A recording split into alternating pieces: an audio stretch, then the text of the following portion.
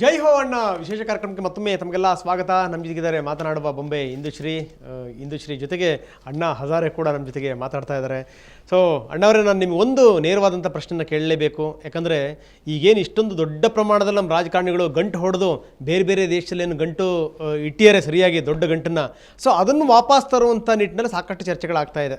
So ನೀವು ಇಲ್ಲಿ ಉಪವಾಸ ಮಾಡಿಕೊಂಡು ಇಲ್ಲಿ ಬದಲಾವಣೆ ತಂದು ಅದೆಲ್ಲದೂ ಕೂಡ ಕಪ್ಪು ಹಣ ದೇಶಕ್ಕೆ ಬರ್ಬೋದು ಅನ್ನುವಂಥ ನಂಬಿಕೆ ಇದೆಯಾ ತಮಗೆ? ಖಂಡಿತವಾಗ್ಲೂಪ್ಪ. ತರ್ದೇನೆ ಸುಮ್ಮನೆ ಇರ್ತೀವ, ಅದು ಬಂದರೆ ಎಷ್ಟು ಉಪಯೋಗಗಳು ಅನುಕೂಲಗಳಾಗುತ್ತೆ, ಸಾಮಾನ್ಯ ಜನತೆಗೆ ಎಷ್ಟು ಅನುಕೂಲ ಆಗುತ್ತಪ್ಪ. ಪೆಟ್ರೋಲಲ್ಲಿ ಬೆಲೆ ಇಳಿಕೆ ಆಗುತ್ತೆ, ಎಜುಕೇಶನ್ ಅಲ್ಲಿ ಇಳಿಕೆ ಆಗುತ್ತೆ, ಪ್ರತಿಯೊಬ್ಬ ಸಾಮಾನ್ಯ ಜೀವಿಗೂ ಕೈಗೆಟುಕುವಂತ. ಅಂದ್ರೆ ನಾವು ವಿದೇಶದ ಯೂನಿವರ್ಸಿಟಿ ಲೆವೆಲ್ ಅಲ್ಲಿ ಅಂತ 10 ಯೂನಿವರ್ಸಿಟಿಗಳನ್ನು ಕಟ್ಟಬಹುದು ಅಂತೀರಿ ತಾವು? ಖಂಡಿತವಾಗ್ಲು. ಆದ್ರೆ ಈ ರಾಜಕಾರಣಿಗಳು ಯಾಕೆ ಬೇಡ ಅಂತಾರೆ ಗೊತ್ತಾ? ಅದನ್ನ ಅವ್ರು ಏನ್ ಹೇಳ್ತಾರೆ, ಕಪ್ಪು ಹಣ ಅಂದ್ರೆ ಕಚಡ, ಕಸ, ಮುಟ್ಬಾರ್ದು ಅದನ್ನ. ಅಂತ ಕಸಾನ ನಾವು ನಮ್ಮ ದೇಶದಲ್ಲಿ ಇಟ್ಕೊಳಕ್ಕಾಗುತ್ತೆ, ಅದಕ್ಕೆ ಸ್ವಿಟ್ಜರ್ಲ್ಯಾಂಡ್ ಅಲ್ಲಿ ಇಟ್ಟಿದ್ದೀವಿ. ಅದನ್ನ ಯಾಕೆ ನೀವು ಮತ್ತೆ ತಗೊಂಬಂದು ನಮ್ಮ ದೇಶಕ್ಕೆ ಕಚಡ ಮಾಡ್ಬೇಕು ಅಂತ ಕೇಳ್ತಾರಪ್ಪ. ಆದ್ರೆ ನೋಡಿ, ನಾನು ಬಿಳಿ ಬಟ್ಟೆ ಹಾಕೊಂಡಿದ್ರು ಕಪ್ಪು ಶೂ ಹಾಕೊಂಡಿದೀನಿ. ಯಾಕೆ ಗೊತ್ತಾ? Black money ಇರ್ಬೇಕಾದದ್ದಲ್ಲೇ. ಬ್ಲ್ಯಾಕ್ ಮನಿಗೆ ಸ್ಥಾನ ಏನು ಅಂತ ಗೊತ್ತಿರ್ಬೇಕು. ನಿಷ್ಠವಾಗಿ ಬದುಕ್ಲಿ, ನಿಷ್ಠವಾಗಿ ಮಾಡ್ಲಿ. ಯಾಕೆ ಬೇಕು? ಇರೋದು ಎಷ್ಟು ಹೆಂಡತಿ ಎಷ್ಟು ಮಕ್ಳು ಇರ್ತಾರಪ್ಪ, ಅವ್ರಿಗೆ ಎಷ್ಟು ದುಡ್ಡು ಇಡಬೇಕು ಅವರು? ನಿಜ ನಿಜ. ಬದುಕೋದಕ್ಕೆ ಸಾಕಾದಷ್ಟು ಇಟ್ಕೊಂಡ್ರೆ ಸಾಕಾಗಲ್ಲ. ಅಲ್ಲ, ಈಗ ಪಾಪ ಅವ್ರು ಹೆಂಡತಿ ಮಕ್ಕಳು ಅಷ್ಟೇ ಸಾಕೋದು ನಂಗೆ ಇದ್ದಿದ್ರೆ ರಾಜಕಾರಣಿಗಳಿಗೆ ಪಾಪ ಅಷ್ಟೊಂದು ದುಡ್ಡು ಇಡ್ತಿರ್ಲಿಲ್ಲ ಅವರು. ಆದರೆ 5-5 ವರ್ಷಕ್ಕೊಂದೊಂದ್ಸರಿ ಅವ್ರದ್ದೊಂದು ಮಹಾ ಮದುವೆ ಬರುತ್ತಲ್ಲ, ಏನು ಚುನಾವಣೆ ಅನ್ನುವಂಥದ್ದು, ಅಂತ ಸಂದರ್ಭದಲ್ಲಿ ಬಹಳಷ್ಟು ಖರ್ಚು ಮಾಡ್ಬೇಕಲ್ಲ ಅವ್ರ ಪಾಪ. ಅದಕ್ಕೆ ಇಟ್ಟಿರೋದೇನು? ಅದಕ್ಕೂ ನಾವು ಜನಲೋಕಪಾಲಲ್ಲಿ ಹೇಳಿರೋದು ಅದೇನೆ. ಏನಂತ? ಎಲೆಕ್ಷನ್ ಕಮಿಷನ್ ಡಿಸೈಡ್ ಮಾಡ್ಲಿ, ಅವ್ರು ಏನೇನು ಮಾಡ್ಬೇಕು ಅವರೇ ಮಾಡ್ಲಿ. ಇವ್ರು ಕೊಡಬಾರ್ದು ಅದನ್ನ. ಇವ್ರು ಕೊಟ್ರೆ ತಾನೇ ಹೆಂಡ ಹಂಚಕ್ಕೆ, ಹಣ ಹಂಚಕ್ಕೆ, ಇದರಿಂದ ಓಟ್ ಹಾಕಿಸ್ಕೊಳ್ಬೇಕು. ಅಂದ್ರೆ ತಾವು ಹೇಳ್ತಿರೋದೇನು ಅಂತಂದ್ರೆ ಅಭ್ಯರ್ಥಿಗಳ ವೆಚ್ಚ ಏನಿದೆ ಆ ವೆಚ್ಚನ ಸರ್ಕಾರನೇ ಭರಿಸಬೇಕು ಅಂತ. ಖಂಡಿತವಾಗ್ಲು. ಜೊತೆಗೆ ಅಂದ್ರೆ ಅಭ್ಯರ್ಥಿಗಳಿಗೂ ಕೂಡ ಇಷ್ಟೊಂದು ಯೋಗ್ಯತೆ ಇರಬೇಕು, ಅರ್ಹತೆ ಇರಬೇಕು ಚುನಾವಣೆ ಸ್ಪರ್ಧೆ ಮಾಡ್ಲಿಕ್ಕೆ ಅಂತ. ಯೋಗ್ಯತೆ ಇರೋರು ಯಾರಪ್ಪ ಇದ್ದಾರೆ? ಎಲ್ಲ ಬಂದು ನಿಂತ್ಕೋತಾರೆ, ದುಡ್ಡಿದ್ರೆ ಸಾಕು. ಇಲ್ಲ ಇಲ್ಲ ಅಣ್ಣ, ಆ ರೀತಿ ಹೇಳಕ್ಕಾಗಲ್ಲ. ಯಾಕಂದ್ರೆ ನೋಡಿ, ತಮ್ಮಲ್ಲಿರುವಂಥ ಯೋಗ್ಯತೆನೇ ಇಡೀ ಈಗ ದೇಶ ತುಂಬ ಬೆಳಕಾಗ್ತಿರುವಂಥದ್ದು. ಸೊ ಇಂಥ ಸಂದರ್ಭದಲ್ಲಿ ನೀವೆಲ್ಲ ನಮಗೆ ಮಾರ್ಗದರ್ಶಕರು, ನಮಗೆ ಪ್ರೇರಣೆ. ನೀವು ಪ್ರೇರಣೆ ಅಷ್ಟೇ ಅಲ್ಲಪ್ಪ, ನಾನು ಶಕ್ತಿಯಾಗಿರೋದಕ್ಕೆ ಇಷ್ಟಪಡ್ತೀನಿ. ಪ್ರತಿಯೊಬ್ಬರಲ್ಲೂ ಈ ಒಂದು ಕಿಡಿನ ಹಚ್ಚಿದ್ರೆ ಆಯ್ತು, ಅವರು ಬೆಳಕೊಂಡು ಹೋಗ್ತಾರೆ ಆ ದೀಪನ. ಖಂಡಿತವಾಗ್ಲೂ ಇದು ಇಲ್ಲಿಗೆ ಆರೋಗಲ್ಲಪ್ಪ. ಆರೋಗ ಅಂತ ಕಿಡಿ ಅಲ್ಲ. ದೇಶದೆಲ್ಲೆಡೆ ಬಿಸಿ ಮುಟ್ಟಿದೆ ಅಂದರೆ ಖಂಡಿತವಾಗ್ಲೂ ನಮಗೆ ನ್ಯಾಯ ಸಿಕ್ಕೇ ಸಿಗುತ್ತೆ. ಅಲ್ಲ, ಇವಾಗ ನಿಮ್ಮನ್ನು ಬೆಂಬಲಿಸೋರು ಎಷ್ಟು ಜನ ಇದ್ದಾರೋ, ವಿರೋಧಿಸೋರು ಕೂಡ ಅಷ್ಟೇ ದೊಡ್ಡ ಸಂಖ್ಯೆಯಲ್ಲಿದ್ದಾರೆ ಅಣ್ಣವರೇ, ತಾವು ಒಪ್ಕೋಬೇಕು. ಯಾಕಂದರೆ ನೋಡಿ, ಕೇವಲ ಕಾಂಗ್ರೆಸ್ ಬೆಂಬಲಿತ ಪಕ್ಷಗಳು ಮಾತ್ರ ನಿಮ್ಮನ್ನು ವಿರೋಧಿಸ್ತಾ ಇಲ್ಲ, ಬೇರೆ ಬೇರೆ ಪಕ್ಷದ ಕೆಲ ನಾಯಕರುಗಳು ಕೂಡ ದನಿ ಎತ್ತಾ ಇರುವಂಥದ್ದು. ಅಲ್ಲ, ನಿಜ ಒಂದು ಸಂತೋಷದ ಸಂಗತಿ ಏನು ಅಂತಂದರೆ, ಕಾಂಗ್ರೆಸ್ ಪಕ್ಷದಲ್ಲೂ ಕೂಡ ಕೆಲವು ಸಂಸದರು ನಿಮ್ಮ ಪರವಾಗಿ ನಿಂತಿರುವಂಥದ್ದು. ಆದರೆ ಒಂದು ಮಾತ್ರ ನಿಜ, ಎಷ್ಟು ಜನ ಜೈ ಅಂತ ಇದ್ದಾರೋ ಅವರೆಲ್ಲರೂ ಕೂಡ ಸೈ ಅಂತ ಇಲ್ಲ ತಮ್ಮನ್ನು ನೋಡಿ ಅಂತ. ಸೊ ಇಂಥ ಸಂದರ್ಭದಲ್ಲಿ ನೀವೇನು ಹೇಳಿದ್ರು ರಿಜೆಕ್ಟ್ ಮಾಡ್ತಾ ಇದ್ದಾರೆ, ನೀವು ಏನು ಹೇಳಿದ್ರು ಅವಮಾನ ಮಾಡ್ತಾ ಇದ್ದಾರೆ. ಸೊ ಇಂಥ ಸಂದರ್ಭದಲ್ಲಿ ಯಾವ ರೀತಿ ಬದಲಾವಣೆ ತರ್ತಿರ್ತಾವೆ? ಈ ರಾಮಾಯಣ ಕೇಳಿದ್ದೀನಪ್ಪ. ರಾಮಾಯಣದಲ್ಲಿ ರಾಮ ಹೋಗಿ ರಾವಣನ ಹತ್ರನೇ ಬೇಡ್ಕೊತಾನೆ. ರಾವಣ ಒಂದು ಮುಹೂರ್ತ ಇಟ್ಕೊಡ್ತಾನೆ. ಹಂಗೆ ಇವರೆಲ್ಲ ನಾನು ಯಾಕೆ ರಾವಣ ಆಗಿ ನನ್ನ ಮುಹೂರ್ತ ನಾನೇ ಇಟ್ಕೊಡ್ಲಿ ಅಂತ ಅವ್ರಿರೋದು. ಓಹೋ ಹಂಗೆ. ಸೊ ಮುಹೂರ್ತ ಇಟ್ಕೊಡಿದ್ರು ಕೂಡ ಮುಹೂರ್ತ ಫಿಕ್ಸ್ ಆಗಿದೆ ಅಂತಿರ್ತಾವೆ. ಮತ್ತೆ ನಾ ಬಿಡಲ್ಲ. ಖಂಡಿತವಾಗ್ಲೂ ನಮ್ಮ ಕಪ್ಪು ಹಣನ ತರ್ತೀವಿ, ಭ್ರಷ್ಟಾಚಾರನ ನಿಲ್ಲಿಸ್ತೀವಿ, ಭ್ರಷ್ಟ ಅಧಿಕಾರಿಗಳನ್ನ ಕೆಳಗಿಳಿಸ್ತೀವಿ. ಸೊ ನೀವು ರಾಮಾಯಣ ಅಂದ ತಕ್ಷಣ ರಾಮನ ಮಾತನೇ ನೆನಪಾಯಿತು. ಜನನೀ ಜನ್ಮಭೂಮಿಶ್ಚ ಸ್ವರ್ಗಾದಪಿ ಕರಿಯಸಿ. ಅಂದರೆ ಈ ಏನು ನಮ್ಮ ಜನ್ಮಸ್ಥಾನ ಏನಿದೆ ಅಂದರೆ ಭಾರತ ಏನಿದೆ, ಅದನ್ನು ಸ್ವರ್ಗಕ್ಕಿಂತ ನಾವು ಅದ್ಭುತವಾಗಿ ಮಾಡಬೇಕು ಅಂತಂತಂದರೆ ಇಲ್ಲಿಂದ ಭ್ರಷ್ಟಾಚಾರ ತೊಲಗಬೇಕು ಅಂತೀರಿ ತಾವು? ಖಂಡಿತವಾಗ್ಲೂಪ್ಪ. ಇದು ನಂದು 2ನೇ ಸ್ವತಂತ್ರ ಹೋರಾಟಕ್ಕೆ ನಡೀತಾ ಇರೋಂಥ ಚಳುವಳಿ ಕಣಪ್ಪ. ಆಗ ನಮಗೆ ಗೊತ್ತಿತ್ತು ಯಾರ ಎದುರಿಗೆ ನಾವು ಹೋರಾಟ ಮಾಡಬೇಕು ಅಂತ. ಆದರೆ ಈಗ ವಿಪರ್ಯಾಸ, ನಮಗೆ ಗೊತ್ತಿಲ್ಲಪ್ಪ ಯಾರು ನಮ್ಮ ಎನಿಮಿಗಳು, ಯಾರು ನಮ್ಮ ಪರ ಇರೋರು ಒಂದೂ ಗೊತ್ತಾಗಲ್ಲ. ಯಾಕೆ ನಮ್ಮ ಶತ್ರುಗಳು, ನಮ್ಮ ವಿರೋಧಿಗಳೆಲ್ಲ ನಮ್ಮ ಮನೆಯಲ್ಲೇ ಇದ್ದಾರೆ, ನಮ್ಮ ಸಮಾಜದಲ್ಲೇ ಇದ್ದಾರೆ, ಮನೆಯಲ್ಲಿದ್ದಾರೆ, ಸಮಾಜದಲ್ಲಿದ್ದಾರೆ. ಆಗ ಬ್ರಿಟಿಷ್ನವರು ಅಂದರೆ ಅವರ ವಿರುದ್ಧ ನಾವು ಹೋರಾಟ ಮಾಡ್ಬೋದಾಗಿತ್ತು. ಅವ್ರಿಗೂ ಇವ್ರಿಗೂ ಏನಪ್ಪ ವ್ಯತ್ಯಾಸ? ಅಲ್ಲ, ಈಗ ಅವರು ಹಣನ ತಗೊಂಡೋಗಿ ಇಂಗ್ಲೆಂಡ್ ಅಲ್ಲಿ ಇಟ್ರು, ಈಗಿರೋಂಥವ್ರು ತಗೊಂಡೋಗಿ ಸ್ವಿಟ್ಜರ್ಲ್ಯಾಂಡ್ ಅಲ್ಲಿ ಇಟ್ಟಿದ್ದಾರೆ. ಅಷ್ಟೇ ವ್ಯತ್ಯಾಸ. ಓಕೆ. ನಮ್ಮಲ್ಲಿ ನಮ್ಮ ಯುವಕರು ನೋಡ್ತಿರ್ತಾವೆ, ವಿವೇಕಾನಂದರು ಕೂಡ ಘೋಷಣೆ ಮಾಡಿದ್ರು, ಎದ್ದೇಳಿ ಗುರಿ ಮುಟ್ಟುವ ತನಕ ನಿಲ್ಲದಿರಿ ಅಂತ. ನಮ್ಮಲ್ಲಿ ಎದ್ದೇಳ್ತಾರೆ ಪಾಪ ಯುವಕರು.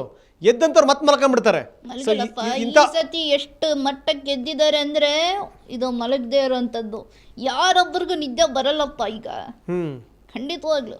ಅಲ್ಲ, ಯಾಕಂದರೆ ನಮ್ಮದು ಈ ಮರಗಳಿದನ ಜಾಸ್ತಿ ಭಾರತೀಯರಿಗೆ. ಆಮೇಲೆ ಈ ಸಹನೆಯೂ ಕೂಡ ಅಷ್ಟೇನೆ, ಏನೋ ಆಗಿದೆ ಆಗೋಗಲಿ, ನಂತರ ಒಳ್ಳೆ ಬದಲಾವಣೆ ದಿನಗಳು ಬರ್ತವೆ ಅಂತ. ಸೊ ಇಂಥದ್ದು ಉಪೇಕ್ಷೆ ಇನ್ನೂ ಕೂಡ ಮುಂದುವರಿಯುತ್ತಾ ಅಥವಾ ಏನಾದರೂ ಎಂಡ್ ಆಗುತ್ತಾ ಅಂತ ಪ್ರತಿಯೊಬ್ಬರಿಗೂ ಬಂದಿದ್ಯಪ್ಪ. ಈಗ ಗೊತ್ತಾಗಿದೆ, ಪ್ರತಿಯೊಬ್ಬರು ನೋಡ್ತಾ ಇದ್ದಾರೆ ಯಾರ್ಯಾರು ಎಷ್ಟೆಷ್ಟು ಹೊಡಿತಾ ಇದ್ದಾರೆ ಅಂತ. ಎಲ್ರಿಗೂ ಗೊತ್ತಿರೋಂಥ ವಿಷಯನೇ. ಈಗ ಹೊಡೆದ್ರೆ ಅವರು ನಮ್ಮ ದುಡ್ಡನ್ನ ಹೊಡಿತಾ ಇದ್ದಾರೆ, ದೇಶದ ದುಡ್ಡನ್ನ ಲೂಟಿ ಮಾಡ್ತಾ ಇದ್ದಾರೆ. ಇದನ್ನ ಬಿಡೋದಕ್ಕಾಗತ್ತಾ? ಇವ್ರು ಹೀಗೆ ಲೂಟಿ ಮಾಡ್ಕೊಂಡು ಹೋಗೋದಕ್ಕೆ ಬಿಟ್ರೆ ನಾವು ನಾಳೆ ಎಲ್ಲಿರ್ತೀವಿ? ದೇಶದ ಕತೆ ಏನು ಅಲ್ವಾ? ನಿಜ ನಿಜ ನಿಜ. ಓಕೆ, ಅಂತೂ ಈ ತಾಯ್ನಾಡಿನ ಬೆಂಬಲಕ್ಕೆ ನಿಂತು ಬಿಟ್ಟಿರಿ ಹಾಗಾದ್ರೆ. ಖಂಡಿತವಾಗ್ಲೂ ಯಾರ್ಯಾರು ಹೋರಾಟಕ್ಕೆ ಇಳಿದಿದ್ದಾರೆ ಅವರಿಗೆಲ್ಲ ಒಂಥರ ತಂದೆ ಸ್ವರೂಪಿ ರೀತಿಯಲ್ಲಿ ಕಾಣ್ತಾ ಇದ್ದೀರಿ ತಾವು. ಖಂಡಿತವಾಗ್ಲು ಬಿಲ್ ಪಾಸ್ ಮಾಡೋದಕ್ಕೆ ಯಾಕೆ ಒಪ್ಕೊಳ್ಳಲ್ಲ ಅಣ್ಣ ಅವರು? ಅಲ್ಲಿರೋರೆಲ್ಲ ಫೇಲ್ ಆದವರು ಕಣಮ್ಮ, ಎಲ್ಲ ಒಪ್ಕೋತಾರೆ. ಬಿಲ್ ಪಾಸ್ ಆಗಿಲ್ಲ ಅಂತ ಯಾರು ಹೇಳಿದಪ್ಪ ನಿಮ್ಗೆ? ಪಾಸ್ ಆಗಿದೆ. ನಿನ್ನೆ ನಮ್ಮ ಲೋಕಾಯುಕ್ತ ಕೂಡ ಹೇಳಿದ್ದಾರೆ ಅವ್ರದ್ದು ಬಿಲ್ಗಳೆಲ್ಲ ಪಾಸ್ ಆಗಿದೆಯಂತೆ. ಯಾವ್ಯಾವ ಬಿಲ್ಲು ತಾತ? ಆ ಪೊಲಿಟಿಷಿಯನ್ಸ್ದು standing bill, sitting bill, sleeping bill, eating bill, ಎಲ್ಲ ಬಿಲ್ಗಳು ಪಾಸ್ ಆಗಿದೆ. ಆದರೆ ಜನ ಲೋಕಪಾಲ್ ಬಿಲ್ ಮಾತ್ರ ಪಾಸ್ ಮಾಡೋದಕ್ಕೆ ರೆಡಿ ಇಲ್ಲ. ಓಕೆ, ಸೊ ಈ ಬಿಲ್ ಪಾಸ್ ಆಗೋದಂಗ ನೀವು ಬಿಡಲ್ಲ? ನಾವು ಬಿಡಲ್ಲ. ಬಿಲ್ ಎತ್ತಿ ನಿಂತಿದ್ದೇವೆ, ಬಾ ಸಿಗೋವರೆಗೂ ನಾವು ಬಿಡೋದಿಲ್ಲ, ಇಳಿಸಲ್ಲ. ಸೊ ಭಾರತೀಯರ ಆಶಾಭಾವನೆಯ ಕಾಮನ ಬಿಲ್ಲು. ಖಂಡಿತವಾಗ್ಲು. ಸೊ ಅದು ಅರಳುತ್ತೆ ಅಂತೀರಿ ಹಾಗಾದ್ರೆ? ಖಂಡಿತ ಆಡಳಿತಪ್ಪ, ಬಿಡಲ್ಲ ನಾವು. ಎಷ್ಟು ದಿನ ಬೇಕಾಗುತ್ತೆ ತಾತ? ದಿನನ ಎಷ್ಟು ದಿನನಾದ್ರೂ ಆಗ್ಲಪ್ಪ, ನಾನಿದ್ದೀನಿ. ಅವ್ರು ಕೊಡೋವರೆಗೂ ನಾನು ಊಟ ಮಾಡಲ್ಲ ನೀವು? ಸೊ ನಾನು ನಿಮಗೆ ಕೇಳ್ತಿರುವಂಥ ಕೊನೆಯ ಪ್ರಶ್ನೆ ಏನು ಅಂದರೆ, ಇದನ್ನೇ ಕಂಟಿನ್ಯೂ ಮಾಡಿ ನಿಮ್ಮ ಆರೋಗ್ಯಕ್ಕೆ ಏನಾದರೂ ತೊಂದರೆ ಮಾಡಿಕೊಂಡು, ಸೊ ನಂತರ ನಮಗೆ ಇಲ್ಲಿರೋ ರೀತಿನಲ್ಲೋ ಪ್ರೇರಣೆ ಇಲ್ದಿರೋ ರೀತಿನಲ್ಲೋ ಮಾಡಬೇಡಿ ಅನ್ನುವಂಥ ನನ್ನ ಪ್ರಾರ್ಥನೆ. ಖಂಡಿತ ಇಲ್ಲಪ್ಪ. ಪ್ರತಿಯೊಬ್ಬರಲ್ಲೂ ಅಣ್ಣ ಇದ್ದಾನೆ ಇವತ್ತು. ಪ್ರತಿಯೊಬ್ಬರು ಅಣ್ಣನೇ. ಶಕ್ತಿ ಇದೆ ಎಲ್ಲರಲ್ಲೂ. ಎಲ್ಲರೂ ಇಷ್ಟು ಜನ ಸೇರ್ಬೇಕಂದ್ರೆ ಸುಮ್ಮನೆ ಬರೋದಕ್ಕಾಗಲ್ಲ, ಜೈ ಅಂದ್ಬಿಟ್ಟು ಹೋಗೋದಕ್ಕಾಗಲ್ಲ.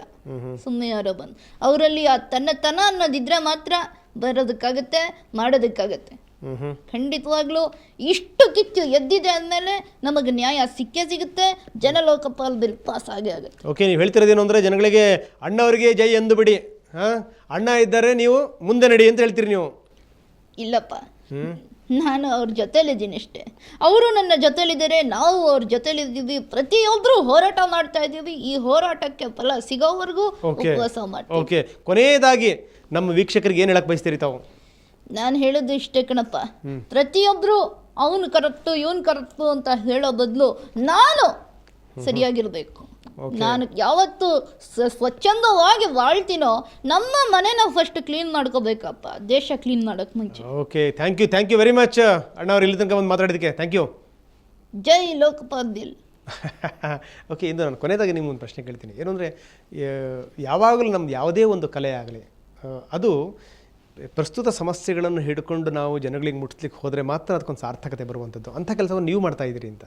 ಯಾಕಂದರೆ ಅದು ಯಾವುದೇ ವಿಷಯ ಆಗಲಿ, ಆ ವಿಷಯಕ್ಕೆ ಸಂಬಂಧಪಟ್ಟ ಹಾಗೆ ಒಂದು ಗೊಂಬೆನ ರೆಡಿ ಮಾಡುವಂಥದ್ದು, ಈ ಮುಖಾಂತರ ಒಂದು ಸಂದೇಶ ಕೊಡುವಂಥದ್ದು, ಈ ಅಣ್ಣನ ರೂಪದಲ್ಲಿ ಕೊಡ್ತಿರುವಂಥ ಸಂದೇಶ ಹೇಗೆ ಅನ್ಸುತ್ತೆ ನಿಮಗೆ? ತುಂಬ ಖುಷಿಯಾಗುತ್ತೆ, ಹೆಮ್ಮೆ ಆಗುತ್ತೆ. ಅಂಥ ಒಂದು ದೊಡ್ಡ ಕೆಲಸ ಮಾಡ್ತಾ ಇದ್ದಾರೆ ಅಣ್ಣ. ಅವ್ರಿಗೆ ನಮ್ಮದೊಂದು ಅಳಿಲು ಸೇವೆ. ನಮ್ಮ ಕೈಲಿ ಏನಾಗುತ್ತೆ ಆ ಸೇವೆನ ನಾವು ಮಾಡೋದಕ್ಕೆ ಖಂಡಿತವಾಗ್ಲೂ ಯಾವಾಗಲೂ. ಹೇಗಿದೆ ರೆಸ್ಪಾನ್ಸ್ ಜನಗಳು? ಹೇಗಿದೆ? ನೀವು ಅಲ್ಲಿ ಫ್ರೀಡಮ್ ಪಾರ್ಕಲ್ಲೂ ಕೂಡ ತುಂಬ ಚೆನ್ನಾಗಿದೆ, ತುಂಬ ಚೆನ್ನಾಗಿದೆ. ನನ್ನ ಉದ್ದೇಶ ಏನಂದರೆ, ನಂತರನೇ ಇರುವಂಥ ಯಂಗ್ಸ್ಟರ್ಸ್ಗೆ ನಾವು ಇನ್ಸ್ಪೈರ್ ಮಾಡಬೇಕು. ಈ ಥರದ್ದೇ ಒಂದು ಸಪೋರ್ಟನ್ನು ಕಂಟಿನ್ಯೂಸ್ ಆಗಿ ಕೊಡೋ ಅಂಥದ್ದಕ್ಕೆ ಅವ್ರಿಗೆ ನಾವು ಸಪೋರ್ಟ್ ಮಾಡಬೇಕು. Okay, thank you very much Indushree. ನೀವಿನ್ನೂ ಕೂಡ ಎತ್ತರಕ್ಕೆ ಬೆಳೆರಿ. Thank you very much. Okay, ಇದು ಇಂದುಶ್ರೀ ಮಾತು. ಬಹುಶಃ ಕಲಾವಿದರು ಯಾವ ರೀತಿ ಸ್ಪಂದಿಸ್ಬೋದು ಅನ್ನಲಿಕ್ಕೆ ಇಂದುಶ್ರೀ ಒಂದು ಉತ್ತಮ ಉದಾಹರಣೆ. ಎಲ್ಲೆಲ್ಲಿ ಜನ ಗುಂಪುಗೂಡ್ತಾರೆ, ಎಲ್ಲೆಲ್ಲಿ ಅಣ್ಣಾಗೆ ಬೆಂಬಲ ಸಿಗುತ್ತೆ, ಅಲ್ಲೆಲ್ಲ ಇಂದುಶ್ರೀ ತನ್ನ ಗೊಂಬೆ ಜೊತೆಗೆ ಹೋಗ್ತಾರೆ. ಈ ಮುಖಾಂತರ ಜನರನ್ನು ಹುರಿದುಂಬಿಸ್ತಾರೆ. ಈ ಮುಖಾಂತರ ಈ ಕಾರ್ಯಕ್ರಮ ನಿಮಗೆ ಇಷ್ಟವಾಗಿದೆ ಅಂತ ಭಾವಿಸ್ತಾ ವಿಶೇಷ ಕಾರ್ಯಕ್ರಮ ಮುಗಿಸ್ತಾ ಇದ್ದೀನಿ. ನಮಸ್ಕಾರ.